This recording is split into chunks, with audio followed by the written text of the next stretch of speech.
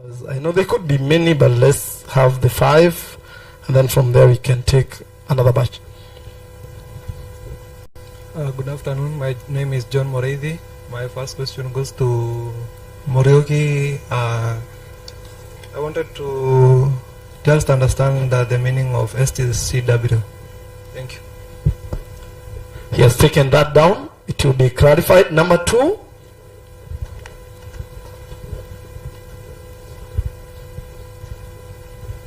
Tell us your name, and then from there ask the question. Hello, my name is Christine Morevi, and I have visited almost every booth here, and nimeona that most of them are offering technical work. Now, what will happen to those of us who did business courses in college? Talk of communication and business management, to mention but a few. Are we really safe? Thank you. Thank you for that question. I want to direct that question to Labor Department to see to it, because that's the reality. And there is a question I asked during my moderation, and I asked, are we really controlling the number of what we train in what line? I know she's going to handle that, and it will be properly answered. Number 3, there. That was question number 3. Thank you very much. I wanted to follow up with STCW. Also ask where it can be applied for, or where is it trained, where is it learned, and at what cost, and for how long. I also wanted to ask about the document attestation. What does it take? Is it payable? And again, is it necessary for even the certifications, the certificates for the skills that somebody has learned, or is it just a follow-up for taxation to ensure that the government is going to be able to procure taxes, and for TVETs and colleges to be sure that they are going to retain their job? I think that is a difficult one. You want to confirm whether we are just charging for the sake of, for interest of tax. But I can assure you we have experts who will answer it accordingly here. But for TVET, I assure you, no. It's not about money. It's about training. But the other one, it will be answered by Madam. So let's move to question number 4. We had given someone for number 4.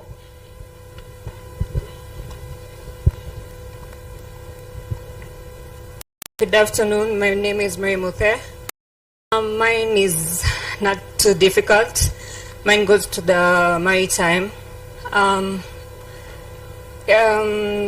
Do we have to do the hospitality course so that we can get the cruise jobs, or we just have to have the STCW certificate?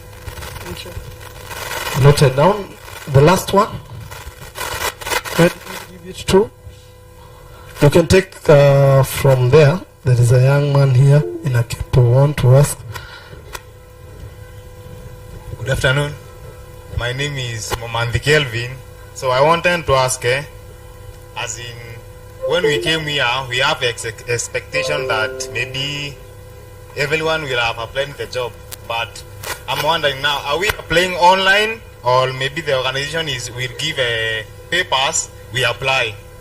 And number 2, now, how will you know that you have been qualified for that job? Now, will you be called a message? I'm not understanding. That one I will take it myself. That one, let me take it myself and get another one. I want to request our youth, please be patient. Be patient. We don't want you to go to a country and then you start calling security in Kenya and social media that you're in a problem. That's why this function is here. You understand, in the event you go to maritime and they tell you you need this, where do you get it? And that's why you must go to every booth and also get this information. Remember, were it not for the fact that you're seated there, you won't get you don't have got an opportunity to get this information. But also, to my panelists, you can also clarify. That is, could be Madam Muragudi. You can clarify on that. Let's first of all handle those 5 questions, and then from there we'll give another batch of 3 or 4. We'll give a batch, there will be another section whereby we will ask more questions. So, Kadri, my team, we can start from that Ed as we come towards this side.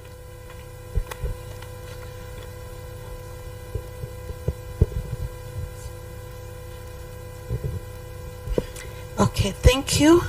I will start with the question of technical versus business management courses. I know that is actually what has been happening. Most of the people have been going for technical jobs, but we have had a lot of bilateral labor, agreements which are happening for what we call the professional courses. Now, those professional courses are cut across. They are not just technical. We have finance, we have HR, we have all the other courses that are actually not really technical. So, what we are actually trying to do is we are getting many job orders, and we are also looking for the jobs from those countries which can give us all the jobs that we actually require. But we are not leaving out the people who are doing the management courses, and it is actually coming up. We have quite a number of jobs, that is the professional jobs, and very soon we will have all those. Now, what is actually happening, we have the NEA booth there, where if you require if you require a job, or if you require to register, it is good for you to register, so that at the end of it all, when the jobs are available, you will actually be contacted. This is not a myth, it is the truth. When you register with NEA, you fill up your profile, and once your profile is there, and you are unable to choose a job that you can actually go out there, you can get jobs locally. You can also get jobs. Whenever the jobs come, they try to match the jobs and the skills that you have given, which you actually have there. And what happens is that you will actually be contacted, and you will get a job with them, with the person that has actually requested for the persons. So that is one point. And as we were saying about labor information, it is very important, because that labor information is also gotten from there. Because when people register with NEA, what happens is that we get a lot of information on the people who want jobs, and also we have recruiters who come and register the jobs there. So when they register the jobs there, it is very easy for us to match the people and make sure that they get the jobs. Now, when you go to the attestation is done for various documents, not just the contract, as I had put it. I said that is the most important document, but we also have other documents that are looked at to make sure that they are genuine and they have actually been done in the right way. We have the passports, which have to be attested to make sure that they are actually genuine. We have the visas and work permits, which must also be looked at and checked whether they actually are genuine. And we also have medical reports, which are also very, very important, so that we do not have people going abroad when they actually have not been given a proper medical checkup. We also have to know which trainings the person has undergone, and at the same time whether they have actually passed the examination that they have undertaken. We are in connection, very good connection with NITA, which is actually our other hand of training, and therefore they do the trainings and they give the information to people who are actually taking the people out, that is NEA. And once NEA has that information, we have to check at the airport to make sure that that person has undergone proper training for the person to exit. So that is what we do in the attestation. Everything is actually checked there, so that as you leave for your destination country, you actually have all the documents that are required and they are properly done. Thank you. Thank you for that. I think the other bit relied to your line. Yes, sorry. Oh, There was also the application for jobs, which is actually the one that I've just talked about. Let them register with NEA. Now, when you register with NEA as a job seeker, what happens is that your data is taken up and you are connected to a genuine recruiter, whereby you will actually work with a specific person whom you have chosen a job from, and if not that, you can be given the information from there, so that when you are dealing with a recruiter, you actually are dealing with proper recruitment agencies. Thank you. Thank you, Mr. Morioki. I think now it is your time, because these people for sure, it's as if lazima ufanye kitu hapa, because watu wanataka kuingia kwa meri hii, lazima ufanye, si ni kweli? That is very true. These young people want to do those jobs. So answer those burning questions that they had given directed to you.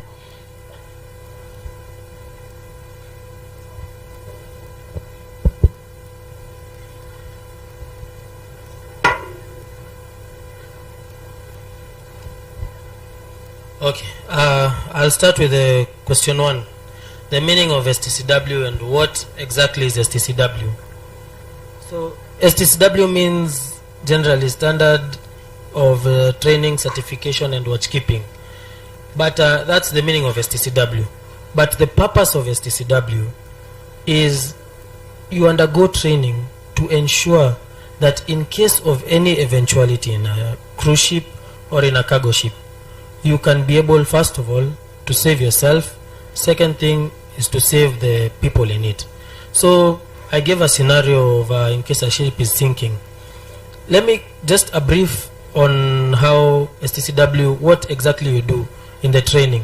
It's a 7-day training whereby you start by being taught a brief history of how the ships were. There are several courses in it, how some ships sank, and why the ships decided to start this training.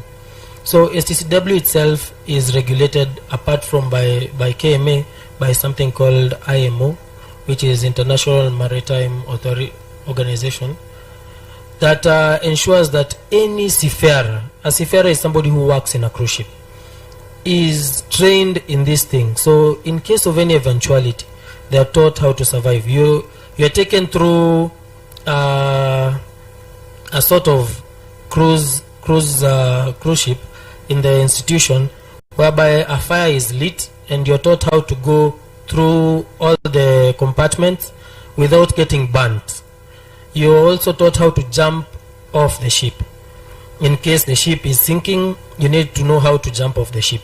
You're taught how to something called a life raft, how to dispatch a life raft.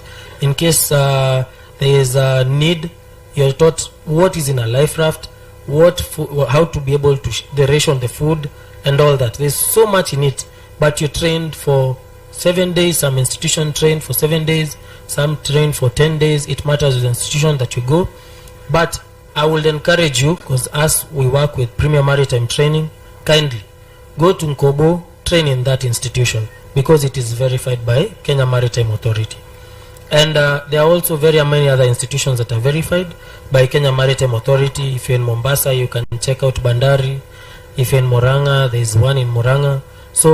But so far, the institution that we have worked with, and we have sent several, like 1,000 students right now, is Premier Maritime Training, because they are aiming to get something called the Malta recognition, whereby, that's a very high. There are some ships that if you haven't trained, Malta doesn't recognize you, then you cannot be able to be recruited into that ship.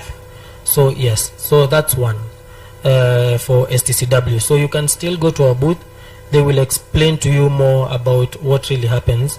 And also you can go to Kenya Maritime Authority. Their booth is there. They are the main regulators who will be able to explain to you more on why you need to have a seaman's book and why you need to do STCW. The other question is training, the training program. So Premier Maritime trains for 7 days.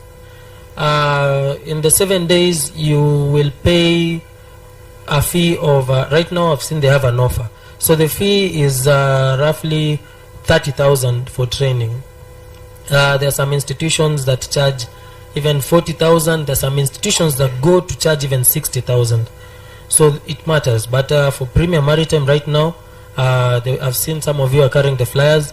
They charge 30,000 and they offer you accommodation and food at 5,000. And also you will be required to pay $75 to Kenya Maritime Authority. Generally they'll explain to you the whole process. So that is for the STCW bit. Now you had asked, do you have to do hospitality to get a job in the cruise ship? Now let me just give you a brief of the positions that are available. So the positions that are available are chefs, laundry attendants, assistant storekeeper, butchers, Asian food chefs, casino dealers. There is also something called concierge. There is also, sometimes we recruit security. There is what's this thing called, youth staff. Mainly actually youth staff is for people in the education sector. Kawe ni mwalimu, you have a degree or a diploma and you have trained for at least 2 years. You go there, they'll be able to direct you on how to apply for the position. Just a brief one.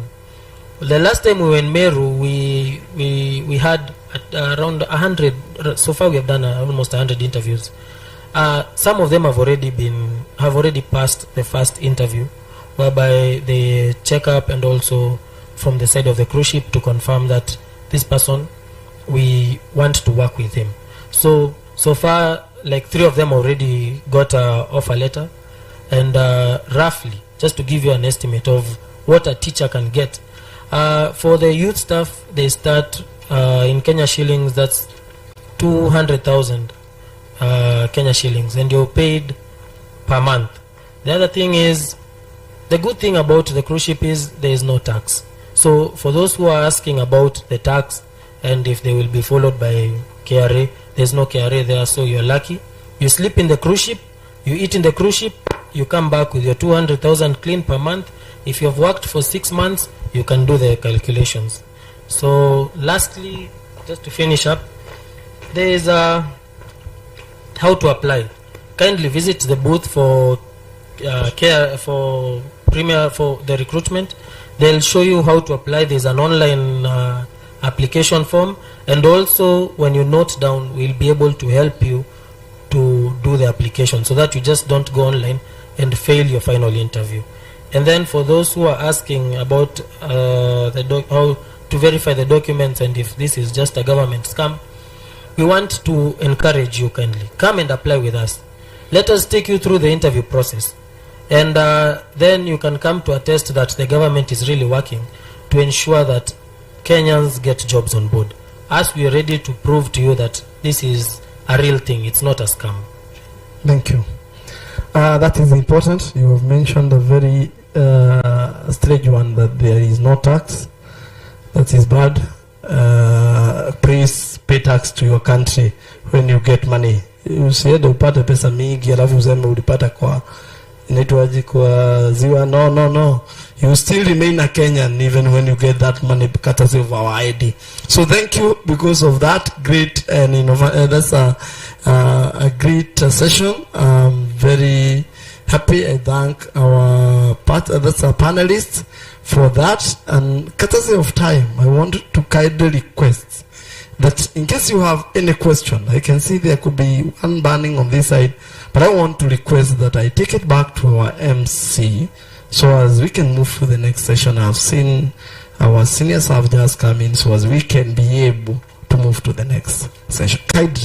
Kindly, my panelists, courtesy. Oh, there is the last one as you come. Can you just come in, MC? Yes, he comes in. I can hand in for the cruise ship. There are courses that are 1 month that you can take, and a number of those people have been taken by the cruise ship. So there are courses that are not very long in our school. You can visit our booth there. We'll be able to explain to you. Thank you so much. And also Kisumu is also offering that STCW. Thank you. Thank you. Our MC, back to you so as you can take us to the next session.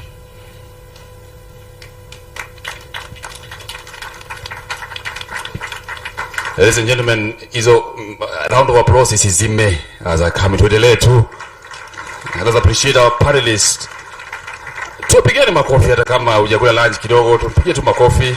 I know there are a few things that you've been able to learn that are important and key to this particular conversation that we are having on diaspora jobs. Tupigeni makofi wanapoenda kukaa. Thank you very much, our panelists, for that brilliant session. We've been able to learn a lot from you. Thank you very much, our moderator, for taking us through very, very nicely. So, ladies and gentlemen, we want to go to our almost last session. We don't close here. Our booths are open 24/7. Ile nabaki ya mwisho unakaa hapo mpaka ifunge. Wewe tu kaa now. But for the purpose of program, we want to do a few things here and there so that at least we can be able to release you to do the core thing, which is look for jobs. And in the meantime, I'm being reminded, naambiwa na watu wa Ewasco, kwani hamsikii kiu? Nilikuwa namwambia pale kuna maji. Bado maji yao imejaa. So just being directed that is still enough water that is being provided by the Embu County government under the stewardship, of course, of our governor. Let me not forget, I was told to say that there are QR codes.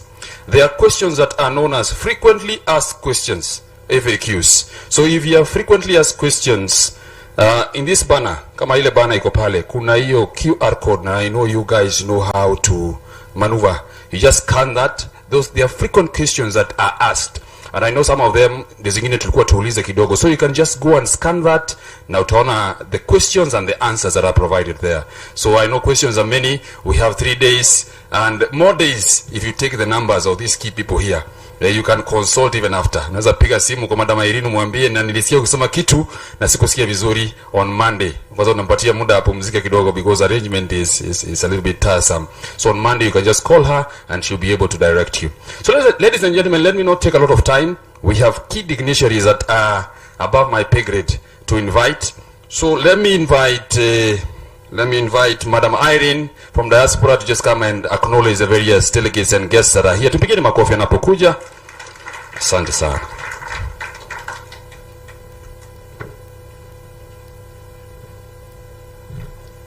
Thank you very much, Lionel, for those kind remarks.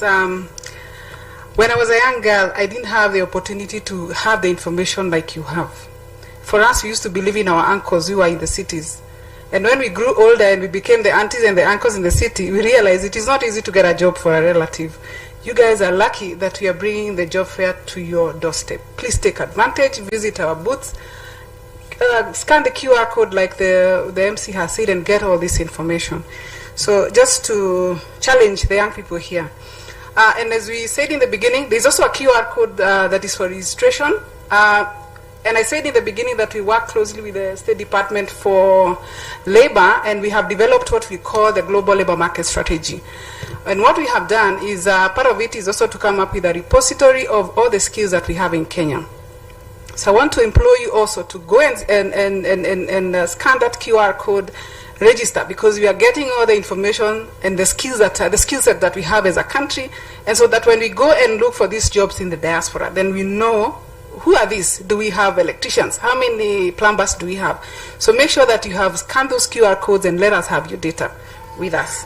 So I have the honor to also introduce the person who is going to open this event officially. We have been operating without official opening of this event, but we want to do that right now. I want to introduce my boss, my immediate boss, Ambassador Isaiah Kabira. Ambassador Isaiah Kabira is a diasporian. He will come and tell us how was it when he worked in Canberra, Australia, in the Kenya High Commission as the ambassador there. And he's charged with, he's ambassador in charge of investments and entrepreneurship in the State Department for Diaspora Affairs. Ambassador Kabira is a man of many means. He's well experienced in operations of the government, and so he's going to give his opening remarks and later invite the women rep, Embu County. So Kabira, Ambassador Kabira, kindly take the podium and let's clap for him as he comes. Let's welcome him. A round of applause for Ambassador Kabira, please. Yeah. Thank you, Balozi. Thank you, Irene. Thank you, our MC. Thank you to the panelists for the information that you've just exposed to our team that is here. Watu wa Embu, habari zenu? I know it's been a long day. Job hunting is not an easy job. I know. I just see the number of CVs that I have on my desk, and then the time that I travel home, I'm just from a neighboring county. It's not easy, but never give up. There's a reason why you went to school. That door shall one day be open. We are here to give you faith. We are here to empower you with information. We are here to tell you that there are jobs out there, but you have to do the job. 80% of job hunting, this I'm saying from my own personal experience and what I even tell my cousins, my brothers, my sisters, job hunting is 90% your responsibility to know. I know there's chronism, I am not denying that, where you find a friend of yours has gotten a job because they have a tall uncle somewhere. I know that's the reality of this world. But I know that there are jobs out there, but you have to do your homework. And that's why we're here to empower you with this information, because information is power. You may not walk out from here with a job in your hand, but you'll walk out here with information about the do's and don'ts. Because if you don't do your research, then when you top up your data with 20 bob, and the first thing you do is to start going on WhatsApp with your friends, utilize that little data that you can afford to go to all these websites that you've been told about, to just see the opportunities that are out there. So I really first want to recognize our Embu Women Rep, Mheshimiwa Pamela Njero, and then that's the double N. Asante sana, thank you for coming. Apart from just being the woman rep for Embu, she also sits on a very vital committee in Parliament that deals with diaspora affairs. So she's not here by accident. We want to thank her for the encouragement that you have given us to come and talk to these young people. And thank you even so much for your time, just to come and listen to the cries, the hopes, the aspirations of this team. I also want to acknowledge all the many other government officials who are here, the heads of TVETs, the principals, heads of departments who are gathered here. So thank you very much for coming for this fair. It is my honor to welcome you all to the second job fair, Mount Kenya East Job, here at Moi Stadium, which will run from 12th to 14th of June 2024. This is a collaboration between the State Department for Diaspora, State Department for TVET, State Department for Labor, and the very many other ministries that are involved in this. We want to appreciate. This is part of a whole of government approach. I also want to salute the many exhibitors who have come here, our partnerships with the private recruiters. They're here on hand to try and help you.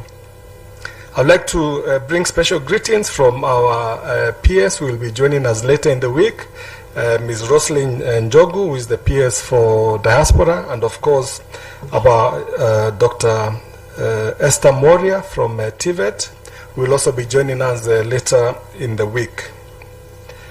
Pursuant to the mandate of the present departments to harness opportunities for Kenyans abroad, the job fairs that we are currently rolling out are pathways in which we can disseminate information to our job seekers, as well as get them placements abroad. In particular, the current Mount Kenya East Job Fair will act as a platform for us as main stakeholders to conduct the mashinani engagements. Numerous agencies are participating in this job fair, each playing a crucial role in connecting job seekers with employment opportunities. From recruitment agencies like ASMAC, CAPEA, ARAP, and many of them that you'll see who are exhibiting here. Government ministries and departments, each booth offers valuable information and resources for attendees. Our primary focus today is to educate on the procedures for labor migration from Kenya to various destinations, whether it's the US, Australia, Canada, the Middle East, and many other parts of the world. Additionally, we are excited to announce that on-site recruitment will be taking place by the recruitment agencies present, providing immediate agencies opportunities for employment. As I said, you may not walk out here from with a job, but you will walk out here empowered. I think there's one person who raised the issue of why don't we have jobs apart from the technical people. My colleague here from the Labor Ministry did say that we are in the process of signing a number of bilateral labor agreements. Just the other day we signed a bilateral labor agreement with Germany. This offers some very good opportunities for Kenyans. But of course now we are going through the process of language skills.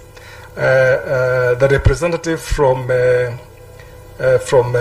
Utalii did say about the issue of crash program training for various languages, because that's one of the hurdles we are seeing.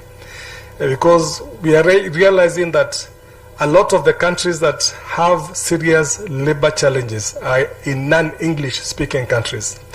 Germany, France, Uarabuni, in Japan, where, as you know, the population is really aging. They hardly having people to work for. So I encourage you to pursue that line she has said about short-term training programs. Through partnerships with the State Department for TVET and institutions under it, the National Employment Authority and our partners present today, we aim to highlight opportunities available for Kenyans in the global labor market and support job seekers in accessing these global opportunities. The support of the National Industrial Training Authority, NITA, further enhances our efforts to equip Kenyans with the skills and knowledge needed for success in the global labor market. And I really want to appreciate our State Department for Labor and all the other agencies. Please, I encourage you, the National Employment Authority, NITA, Labor, all these booths, visit them, register, and find the opportunities that are out there. One of the issues that the government is currently rolling out is what we are calling the recognition of prior learning. Because many times some of you may be skilled, but you don't possess the certification. So under the recognition of prior learning, the State Department for Labor will sit you for an exam and get to see exactly what you've been trained in. Even if you don't have the certification, you could have been a mechanic, you could have been a plumber, you could have been an accountant, but you don't have the certificate. So I encourage you, those of you who may have completed the school a few years ago, but you have been doing vibarua hapa na pale, that would really help. So I just conclude, the Mount Kenya East Job Fair represents a significant step forward in our mission to empower Kenyans and unlock their potential on the global stage. We encourage all attendees to make the most of this opportunity, engage with exhibitors, and explore the multitude of possibilities available. Together, let us work towards a brighter future for all Kenyans. It's not in my domain to declare it open because my seniors will be coming here. So, but this is our first day. Thank you so much for the large turnout. Tell your friends tomorrow to come and join us so that we see how best to really empower you. As I said earlier, job seeking is not an easy job, but do not give up. Do not give up. Keep trying. That door shall be opened one of these days. It's my prayer for you.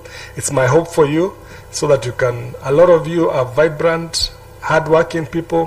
One of the things we are currently doing is branding Kenyan labor. There's something we are calling "Why Hire a Kenyan?"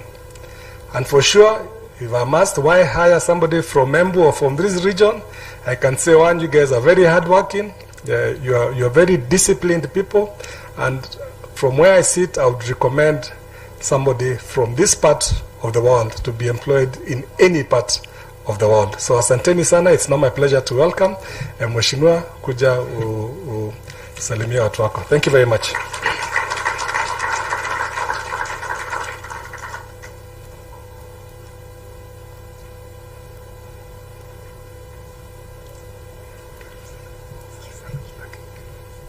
Thank you, our ambassador, and all the stakeholders. I want to ride on all the protocols that were observed earlier.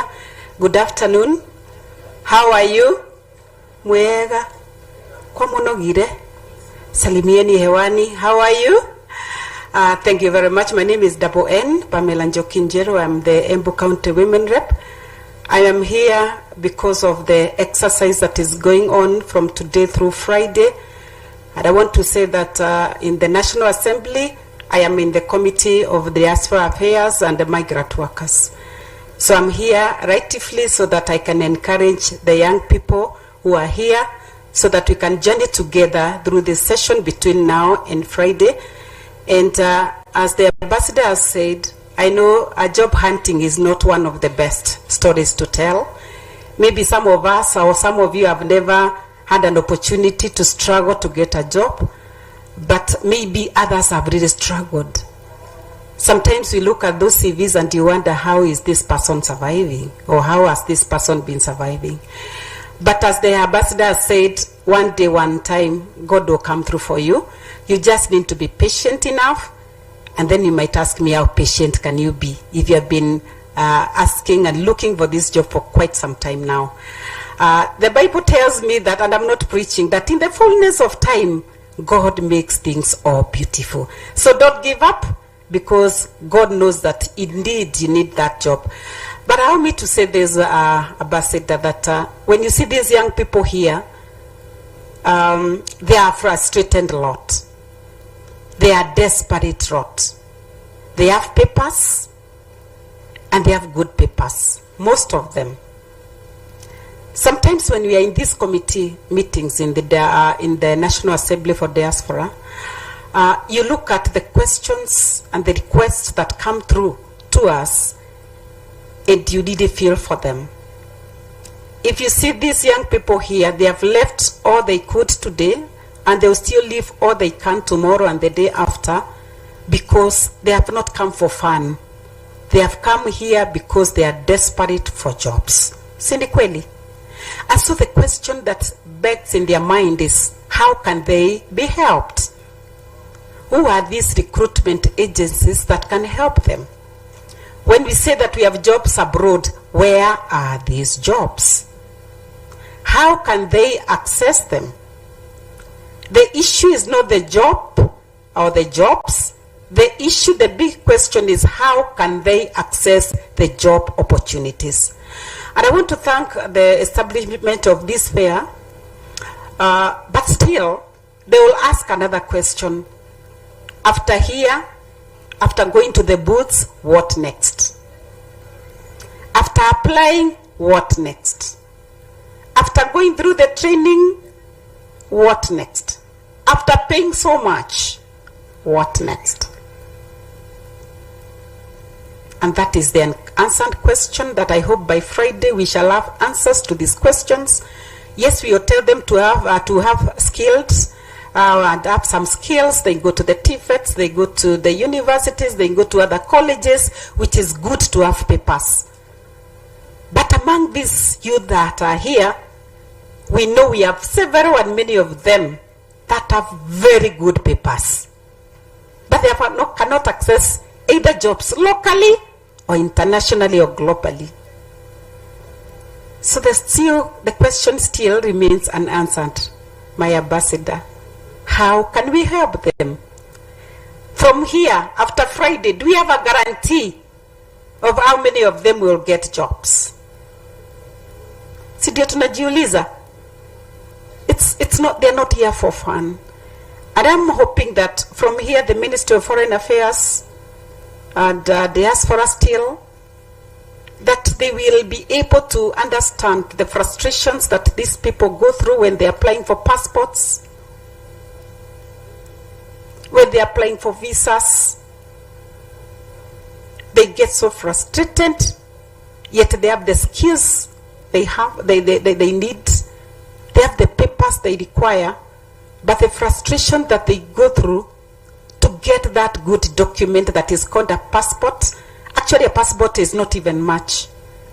It's not such a frustration, but the visa, passport getting it is very, very easy.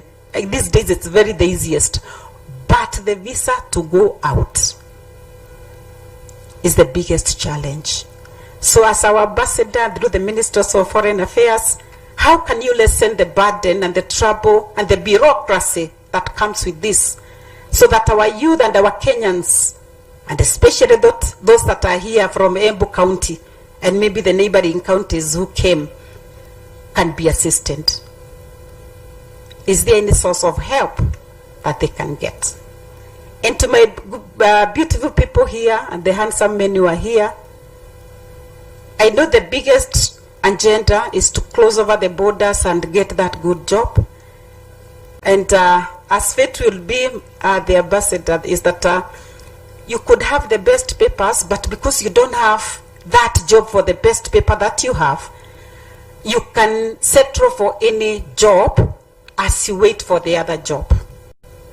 Sisi hatuchagui wala hatupagui kazi. Wa Kenya wako namna hiyo. I've been to US, I've been to the UK, I've been to many other countries through the Ministry of Foreign Affairs, Diaspora Committee, and the Ministry of Agriculture, because I'm members in those two committees. And the cry outside there is that people went to those countries with low papers, and when they get there, they get frustrated. Some of them even opt to marry in those countries so that they can be recognized as citizens, so that they are not frustrated. So even as they look for these jobs, are we really assured of their security, of their stay in abroad? And I'm talking this out of experience through the committee, because every time we have committee meetings, we have a whole heap of papers, of letters, of people who left Kenya and went to abroad, and they're being frustrated. Frustrated by who? By their employers.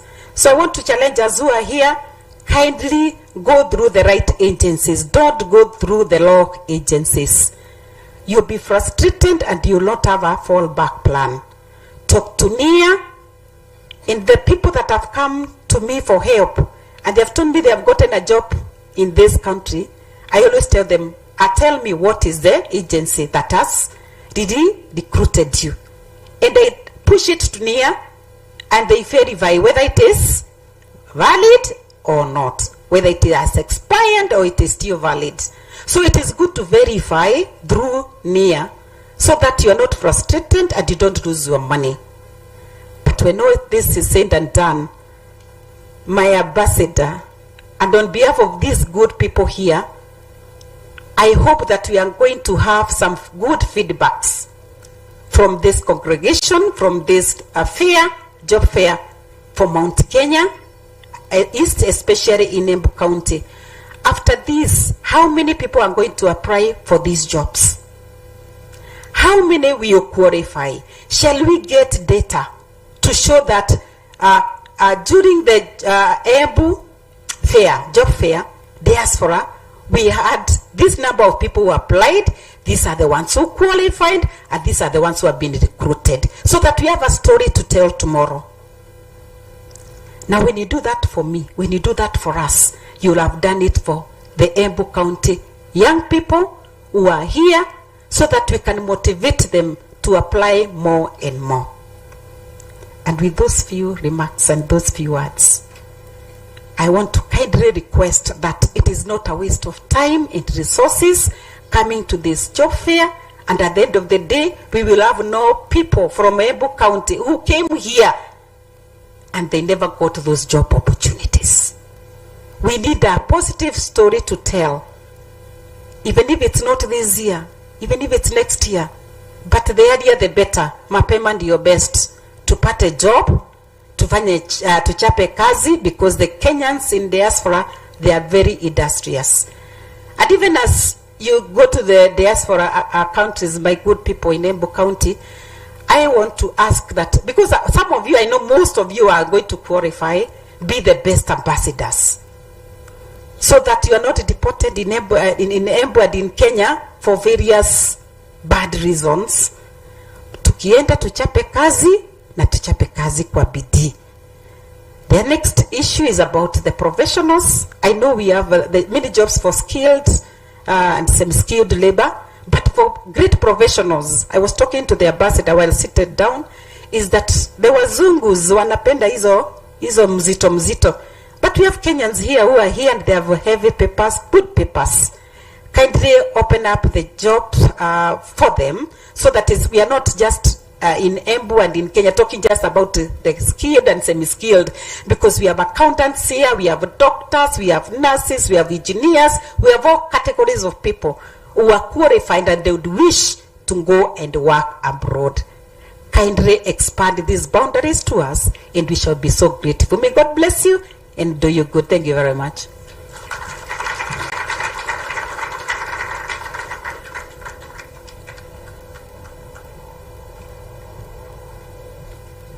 Ladies and gentlemen, a round of applause for our two great speakers that have just spoken before me.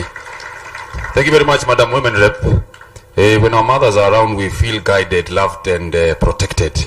And I know you have covered all that in that beautiful speech that you've given us. And of course, our handsome father here, who has also guided us and led us through. And there is something that very important that you've said. That is, I like to highlight, an ambassador. You have said job seeking is not easy. But let me, on behalf of all these ladies and gentlemen here, thank you for making it easy for us here today, together with the team that has been able to organize this. So thank you very much. You have made it, it is not easy.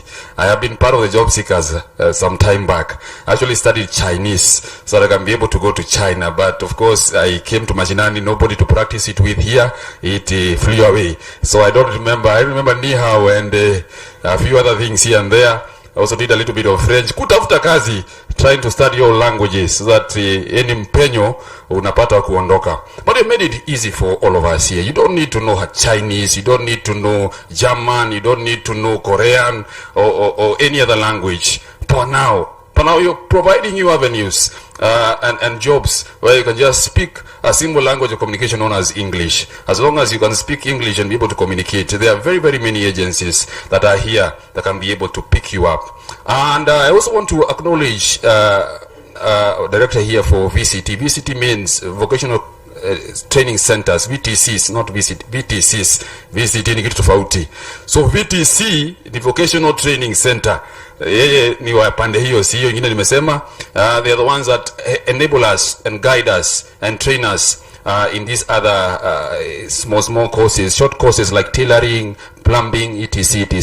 So if you are here and you're part of us, we also have opportunities for you. And allow me, Madam Irene, I did a little bit of homework here. For 5 minutes, just help these young women. Kuna mtu hapa alikuwa ananiambia kama naweza mconnect, and here we don't have tall uncles. I'm the tallest, I think, and I cannot connect. We don't have tall uncles. So hapa ni kwenda unapata kazi. And I was able to do a little bit of homework for you, just help you for today or for tomorrow. And I was able to just go the various booths, niangalie nini wanafanya.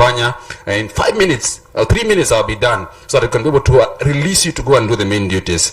The tents are very, very well labeled by the people who organize, who did a very, very spectacular job in just planning them together. So I'll begin with let me begin with the tents there. I just tell you quickly what they are doing. The first tent number one, ukienda pale tent number one, if you can write, you can write. If you can't, just cram. Tent number one is known as fecundity. These ones are take nurses to the US. So if you're here, you are a nurse, they take it to the US, it is sponsored, they are not charging anything, they are direct hire to the US. So if you have sisters, cousins, ETCs who are nurses, who don't have jobs, kindly refer them to tent number one, known as fecundity. And then tent number two is known as Genesis Cruise Services. These ones are recruiting people in hospitality, photography, basically hospitality for the cruise ships. And you'll go tunaelezewa hapa with our guy here on cruise ships here. So enda pale tent number two, you'll be recruited for cruise ship. There are also no charges. They are looking for people. You don't need a tall anchor anywhere. And you'll be able to see that as they continue. Number three, we have ML Solutions Limited. These ones are looking for caregivers. They are looking for beauticians for Saudi Arabia. And they also train as well. So you can go there and you are trained. Even if you don't have the skills, you can go there, you are trained. There are no charges also. And they looking for just people with passports and good conduct. At the moment, tukiongea nao mchana hapo, they already recruited around 17 people walikuwa na apply passport from this job fair. So kama wewe huko hapo sijui umetafuta kazi wapi, because there are already 17 people who have been applied passports by Imal Solutions Limited. So these are some of the jobs that they are offering. And then number four is Universal Trains Limited. These ones are recruiting nurses and hospitality for Saudi Arabia. These ones are a little bit charging very, very affordable fees. You'll be able to go there and they will be able to tell you more on that. So if you're a nurse or in the hospitality industry, and of course hospitality, you know what I mean, accommodation, food and beverage, baristas, etc. And then at tent number 5, we have Skyways Global Services Limited. Here they are recruiting for hospitality for Kuwait and Dubai. And then they are also recruiting for technical jobs for Qatar and Dubai. And then they are recruiting for caregivers for Dubai and Saudi Arabia. So if you are in these categories, kazi ni mingi, watu ndio kidogo. And then number 6, we have ANJ Global. Amukupatia MC maji. So ANJ Global, they are recruiting for nurses for the US and Canada. These ones are direct. It means that there are no charges. Go direct. They're also recruiting construction, service workers, and drivers for Saudi Arabia.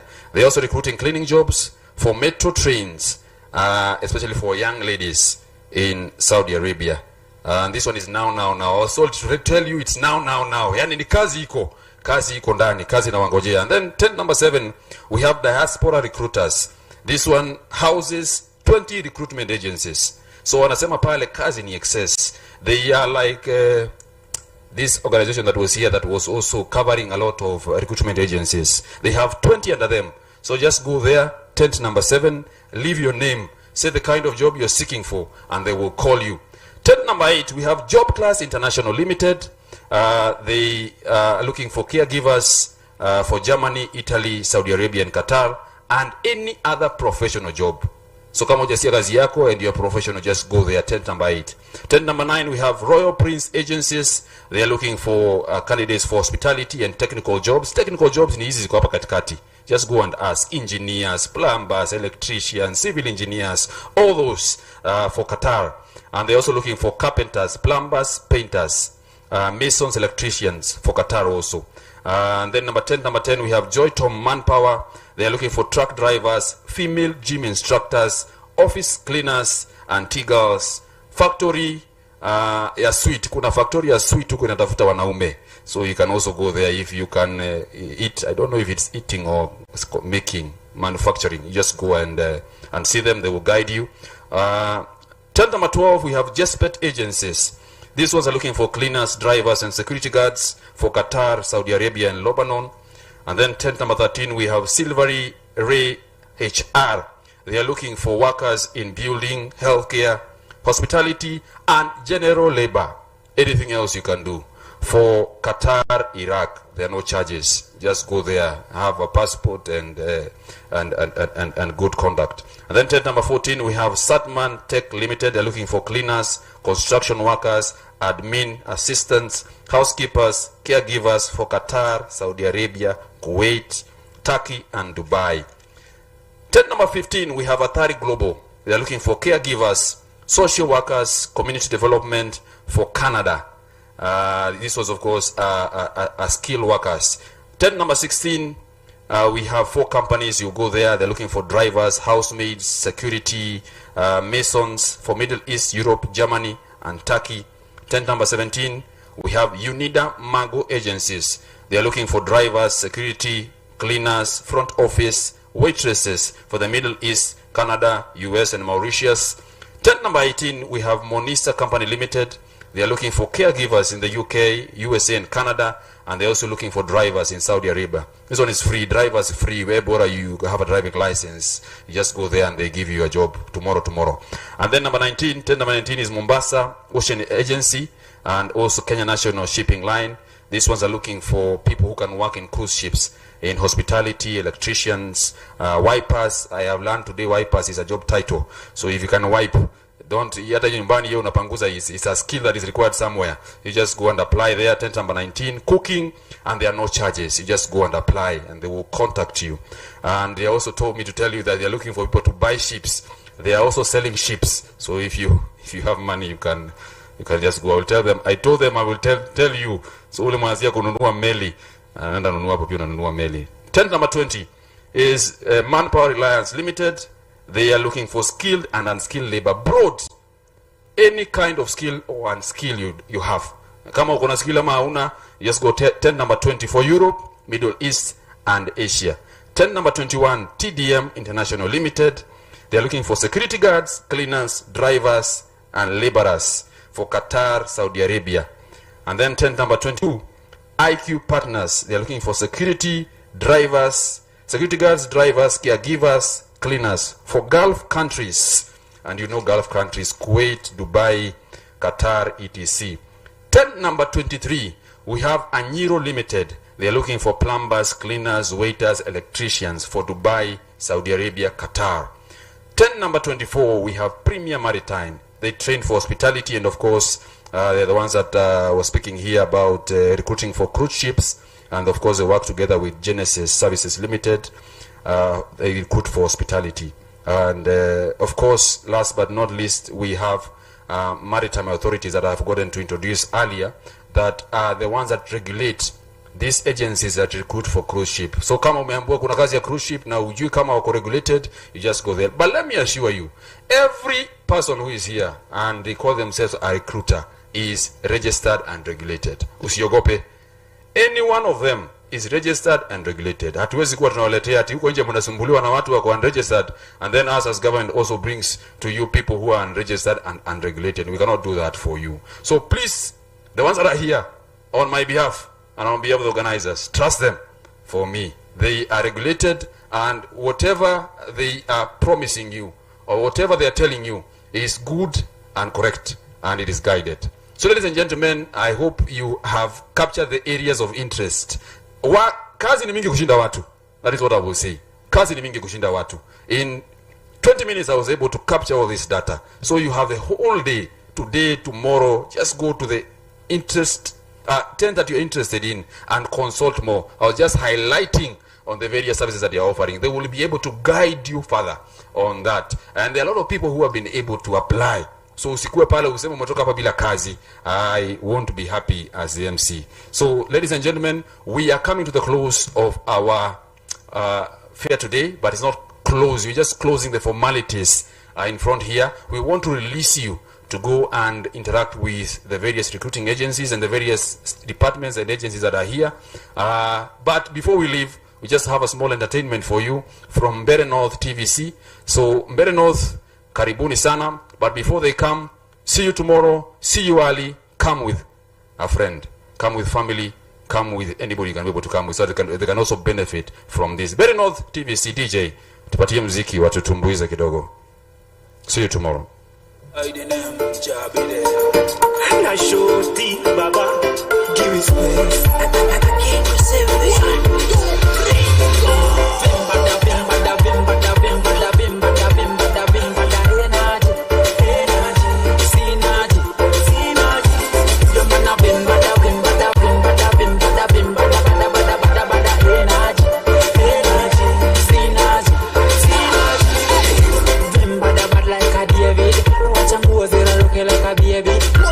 rapid. What this a heavy?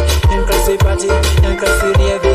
Akiuliza, asho inclusive najibamba kabisa. Tele najigamba kwa Jesus. When we think about what he has done for me, the blessings coming. So nashukuru niko sawa, so mina vimbada. Na mpasifa kama kawa, so mina vimbada.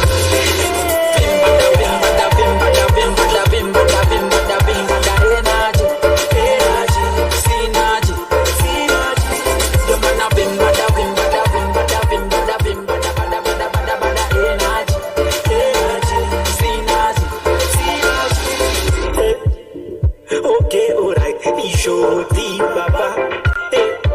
Na ukicheki hapa imetoka pa. Na kauni ya mimi unaweza uliza shosho bila lisumbuka kwa soko alafu tukaukoka. Sasi watoto wa songo sanunguri hata ndogo.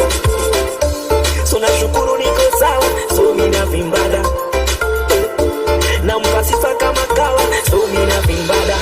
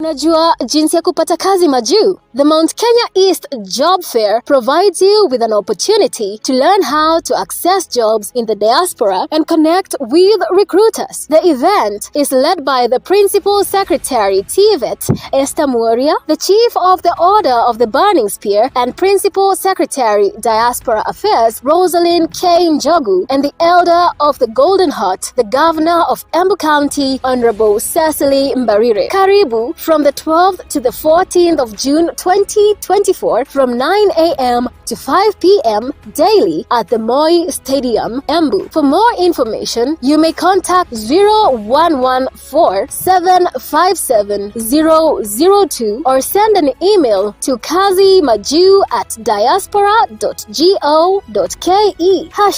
#Kazimaju. #Naenda Maju.